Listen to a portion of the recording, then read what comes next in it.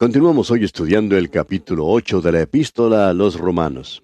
Y en nuestro programa anterior comenzamos una nueva división con el versículo 14, donde tenemos un nuevo hombre, el Hijo de Dios.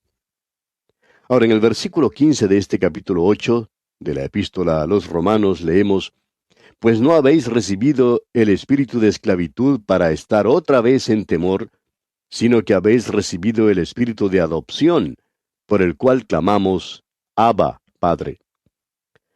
Nosotros no tenemos ese espíritu de temor, preocupándonos por nuestra condición espiritual triste y desalentado. Usted está lleno de gozo, ahora es hijo de Dios, y el Espíritu de Dios lo llena a uno de tal manera que le hace exclamar: Abba, Padre. Ahora, esa palabra Abba no ha sido traducida nunca. Los traductores al principio tenían una gran reverencia por la palabra de Dios, creyendo firmemente que era la palabra de Dios, y por tanto nunca la tradujeron. Nos dicen que es un término muy íntimo. Se podría traducir como mi papá o papacito. Pero amigo oyente, uno nunca habla de Dios de esa manera, ¿verdad? Sabemos que hay muchos que hablan de una manera muy familiar, de una manera muy confianzuda con Dios. Pero eso sería una blasfemia. Nosotros no hacemos eso. Pero tenemos en nosotros al Espíritu de Dios. Esto se nos hace muy presente en momentos de crisis, cuando uno está enfermo, por ejemplo. Un creyente contaba lo que él pensaba la primera vez que tuvo que ser internado en un hospital. Dice que volvió su rostro hacia la pared y habló como lo hizo Ezequías, y dijo: Señor, he visitado este hospital muchas veces. He acariciado las manos de los enfermos y he orado con ellos, y les he dicho: confíe en el Señor, Él le ayudará. Les dije eso, Señor, pero ahora es la primera vez que me toca a mí estar aquí. Quiero saber si es verdad o no. Quiero que me lo muestre de una manera real. Si tú eres mi Padre, quiero saberlo. Y concluyó este amigo diciendo: y lo sé. Amigo oyente, Él se lo puede demostrar a usted también. El Espíritu de Dios clama dentro de usted diciendo: Abba, Padre. Él es mi Padre y Él puede ser el suyo si usted confía en Él. Qué dulce es poder confiar en Él. Entréguese a Él, amigo oyente. Cómo me gusta hablar de esto también. Bien, continuando ahora con nuestro estudio aquí en este capítulo 8 de la Epístola a los Romanos, leamos el versículo 17. Y si hijos, también herederos, herederos de Dios y coherederos con Cristo, si es que padecemos juntamente con Él, para que juntamente con Él seamos glorificados. Deberíamos decir aquí: ya que sufrimos con Él. Ese sí, como ya hemos dicho anteriormente, no es tan grande como parece serlo. Creemos que quiere decir simplemente: ¿qué estás padeciendo hoy? Y Pablo muestra que nuestro sufrimiento aquí es algo leve, liviano. Hay algo de mucho más peso, un peso de gloria eterna que llegará algún día. Pensamos que muchos de nosotros, cuando lleguemos a la eternidad, quizá hubiésemos deseado padecer un poco más por Él. Esa es la manera por la cual Él nos educa.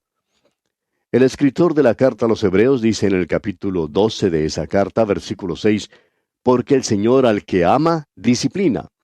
Ese es su método en nuestros días. Y algunos de los hijos de Dios están sufriendo mucho hoy en día. Bien, comenzamos ahora una nueva división en este capítulo 8 de la Epístola a los Romanos. El tema es una nueva creación. Lo antiguo frente a lo nuevo. Esclavitud ante la libertad. Y esto está comprendido entre los versículos 18 hasta el 22. Todo es nuevo en este capítulo. Como ya hemos indicado anteriormente, eso lo podemos apreciar como algo de gran valor. Hemos visto la nueva ley, la nueva lucha, el nuevo hombre, la nueva creación y el cuerpo nuevo. También el nuevo propósito de Dios y la nueva seguridad del creyente. Todo ha sido hecho nuevo cuando estamos en Cristo Jesús. No solo los cuerpos de los creyentes serán redimidos, sino que todo este universo físico, esta tierra en la que usted y yo habitamos, también será redimida, como podremos ver más adelante. Ese es el propósito de Dios y Él lo llevará a cabo. En realidad, cambiaremos esta tierra vieja por una tierra nueva. Recibiremos una tierra último modelo, por así decirlo.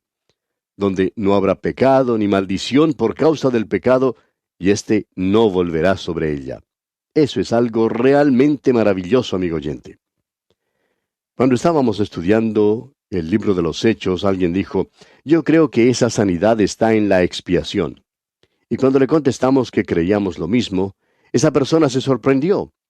No solo hay sanidad en la expiación, sino que allí se encuentra también un nuevo cuerpo y un nuevo mundo, todo ello debido a la expiación de Cristo. Pero eso no es una realidad todavía, aun cuando los partidos políticos y las Naciones Unidas han estado tratando de que eso sea una realidad por muchos años.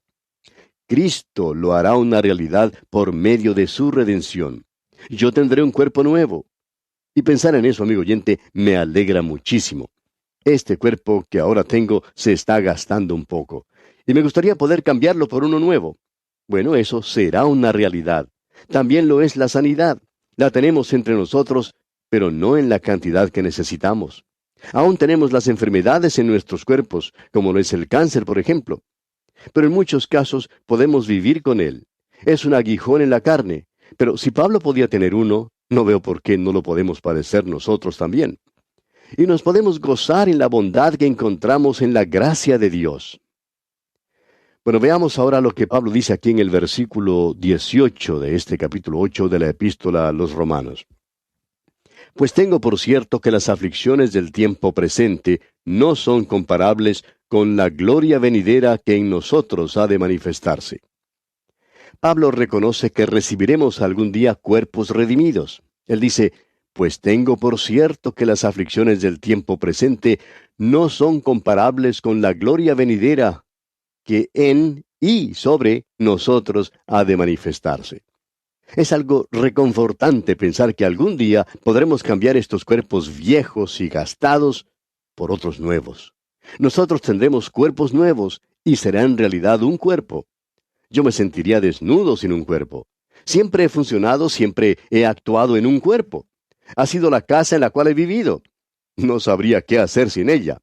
Aún así, Pablo ha dicho claramente que la antigua naturaleza tenía control sobre este viejo cuerpo y todavía lo tiene. La psicología tiene mucho que hablar sobre nuestros hábitos y costumbres. Usted sabe que hace ciertas cosas, piensa otras más y crea en estos cuerpos esas cédulas, esa arborescencia que termina siendo un camino. Y muchos de nosotros tenemos una gran mole en nuestro pasado, en la vieja naturaleza del pecado, y es muy difícil poder cambiar. Cuando la nueva naturaleza toma el control de las cosas, quiere cambiar de camino porque no desea que usted continúe viviendo en el pecado. La nueva naturaleza no quiere pecar. Pablo ya lo dijo en el capítulo anterior, que no podía hacer lo que quería y terminaba haciendo lo que no debía. La vieja naturaleza no quiere dar un paso hacia atrás, y entonces uno tiene problemas. De eso está hablando aquí el apóstol Pablo. Vamos a tener un cuerpo nuevo, la gloria será revelada en nosotros. Escuche ahora lo que ha escrito Pablo aquí en el versículo 19 de este capítulo 8 de la epístola a los Romanos. Porque el anhelo ardiente de la creación es el aguardar la manifestación de los hijos de Dios. El mundo no está esperando el amanecer tan promocionado por los evolucionistas. Eso no tendrá lugar, amigo oyente. Ese sueño evolucionista nunca se realizará. Pero la creación sí está aguardando la manifestación de los hijos de Dios. Y cuando los hijos de Dios hayan quitado la cubierta exterior de esta carne, la creación será revelada también. ¡Qué hermoso día será ese! Bien, veamos ahora lo que dice el versículo 20. Porque la creación fue sujetada a vanidad no por su propia voluntad, sino por causa del que la sujetó en esperanza. ¿Recuerda usted al sabio Salomón? Era un pesimista cuando escribió el libro de Eclesiastés y dijo allí, los ríos todos van al mar, y el mar no se llena. Eso no tiene fin porque Dios tiene una gran bomba hidráulica. Con ella saca toda el agua del mar. Además, tiene un sistema de transporte muy efectivo. El viento lleva las nubes sobre la tierra seca y luego llueve nuevamente. Esta llena a los ríos van hacia el mar, pero este nunca se llena. Hay cierta monotonía en la naturaleza. Uno no puede ir a ningún lugar sin descubrir que en realidad la naturaleza está esperando esa manifestación, está esperando esa revelación. Se nos dice aquí, porque la creación, o sea, la naturaleza, fue sujetada a vanidad, porque Dios la hizo de esa manera. La maldición del pecado llegó al hombre por la desobediencia de Adán, y el mundo físico también se encuentra bajo la misma maldición. ¿Recuerda usted lo que le dijo Dios a Adán allá en el capítulo 3 del libro de Génesis, versículos 18 y 19? Escuche usted lo que dijo Dios. Espinos y cardos te producirá, y comerás plantas del campo. Con el sudor de tu rostro comerás el pan hasta que vuelvas a la tierra. Dios dijo que iban a crecer espinos y cardos, y lo único que uno tiene que hacer es mirar a su alrededor para encontrarlos. Esa es una maldición sobre la creación. Ahora, la palabra que se tradujo aquí como vanidad quiere decir en realidad vacío. Está sin ningún sentido. La naturaleza parece que nunca llega a realizar ningún resultado. Parece que siempre anda en círculos. Permítanos ahora compartir con usted lo que dice el capítulo 1 del libro de Eclesiastés, desde el versículo 5 en adelante. Escuche usted. Sale el sol y se pone el sol, y se apresura a volver al lugar de donde se levanta. Tiene que hacer eso nuevamente en el próximo día. Ahora, el viento tira hacia el sur y rodea el norte, va girando de continuo, y a sus giros vuelve el viento de nuevo. Los ríos todos van al mar, y el mar no se llena. Al lugar de donde los ríos vinieron, allí vuelven para correr de nuevo. Todas las cosas son fatigosas más de lo que el hombre puede expresar. Nunca se sacia el ojo de ver, ni el oído de oír. ¿Nota usted, amigo oyente, cierto aire de monotonía aquí? Lo mismo pasa con la vieja naturaleza que tenemos. Nunca está satisfecha. No importa cuánto ha visto u oído, quiere ver más y oír más. Ahora, esto no sucedió porque la naturaleza lo quiso así, sino que fue consecuencia del pecado del hombre. Veamos ahora lo que sucederá aquí en el versículo 21 de este capítulo 8 de la epístola a los Romanos. Porque también la creación misma será libertada de la esclavitud de corrupción a la libertad gloriosa de los hijos de Dios. Esa es la maldición que está sobre la naturaleza. El hombre tiene un cuerpo que está muriendo. Alguien dijo, desde el momento en que Él nos da vida, Él comienza a quitárnosla. Hay un deterioro y muerte en la naturaleza a nuestro alrededor.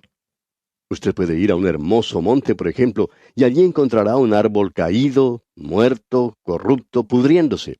Esa es la naturaleza. Y el hedor de los cuerpos putrefactos de los animales muertos llenan nuestra atmósfera. Escucha ahora lo que dice Pablo aquí en el versículo 22. Porque sabemos que toda la creación gime a una y a una está con dolores de parto hasta ahora. Hay quienes han señalado un hecho y quizás usted, amigo oyente, se ha dado cuenta del mismo, y es que la naturaleza canta en un tono menor. Si usted ha tenido oportunidad de estar en las montañas de noche y de escuchar cuando el viento sopla por los pinos, ¿qué canto más plañidero el que uno escucha? Y cuando uno se detiene a la orilla del mar y escucha las olas golpear contra las rocas, parece oír el lamento de las ondas al romperse. Se nos dice que en realidad se ha podido grabar la música de los árboles. Y es algo triste, lúgubre.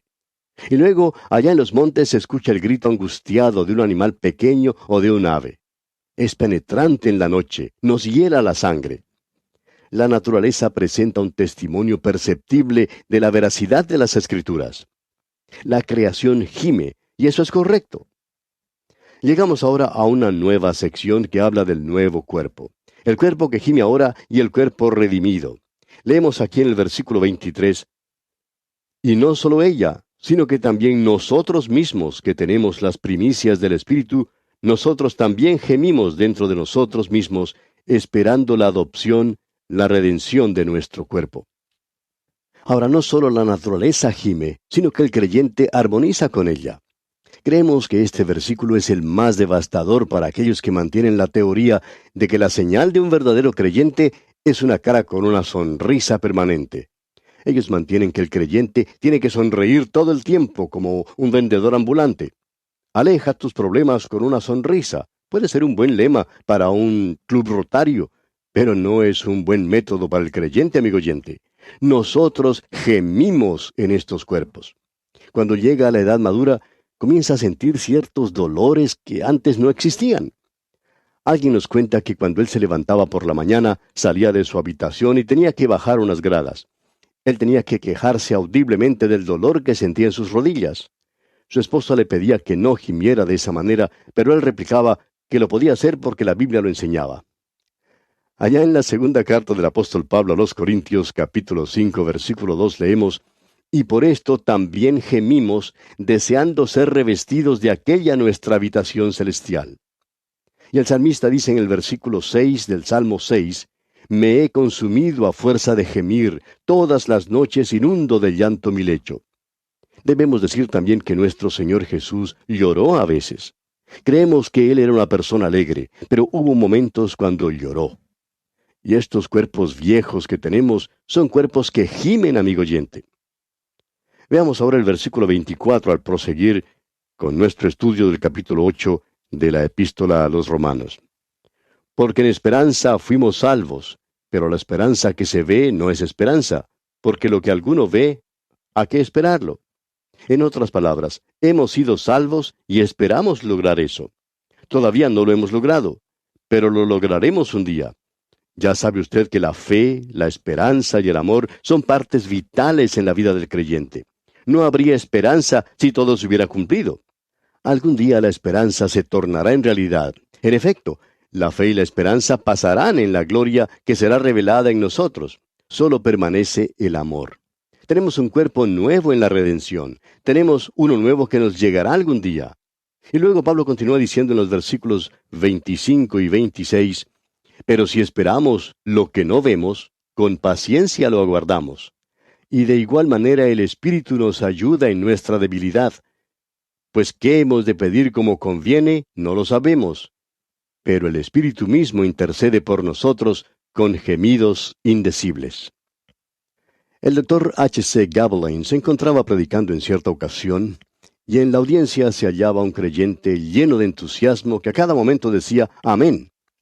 Ahora esto molestó un poco al doctor Gawain, quien finalmente le dijo al creyente: «Hermano, la Escritura dice que el Espíritu mismo intercede por nosotros con gemidos indecibles.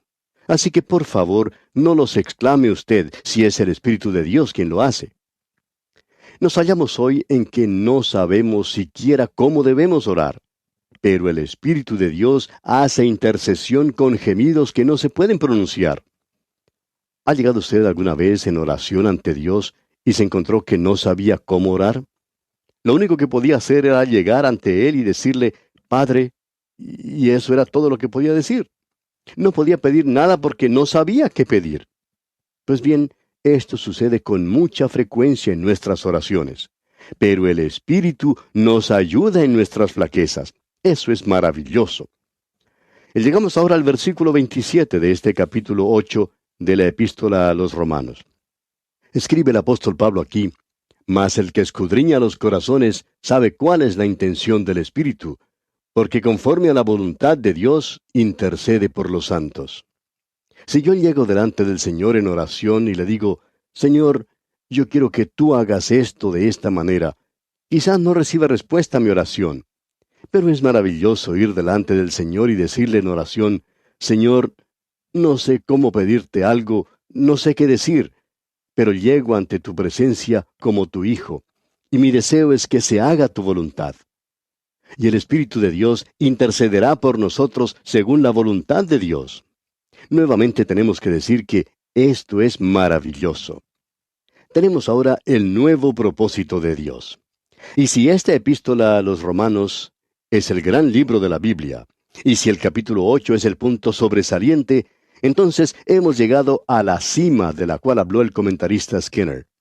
Ese punto culminante es este versículo siguiente, el versículo 28 de este capítulo 8. El propósito de Dios, por tanto, garantiza la salvación de los pecadores. En los próximos 3 versículos tenemos el proceso ascendente de la salvación. Así es como lo llama el comentarista Stanley. Veamos este gran versículo 28, leamos. «Y sabemos que a los que aman a Dios, todas las cosas les ayudan a bien. Esto es, a los que conforme a su propósito son llamados». El finado Dr. Torrey, un gran hombre de Dios, tenía un amplio conocimiento de este versículo.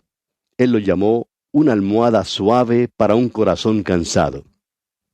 Muchos de nosotros hemos reclinado nuestra cabeza en este versículo 28 de este capítulo 8 de la epístola a los Romanos.